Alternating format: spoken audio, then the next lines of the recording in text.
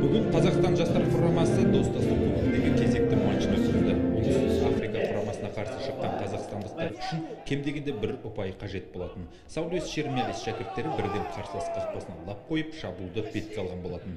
Бірақ Абат Айымбетов пен Рауан Сариевтердің соққылары қарсылас қақпасына таяды. Ал қарсылас шабуылын қақпашы Станислав Павлов қайтарып жатты. 90 минут бойы бір-бірін ала алмаған қос қарсылас таблодағы көрсеткішті өзгерте алмай тең тартысты. Айта кету керек, бұл нәтиже қос команданы да ширек финалға алып шықты.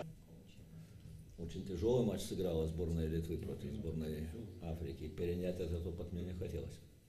Мы должны были сыграть по-другому. То есть, по-моему, сборная Литвы уповала только на какой-то единственный шанс, что практически это и произошло. Мы же хотели сделать игру более управляемой. То есть искать самим этот шанс. Так что, это советы, наверное.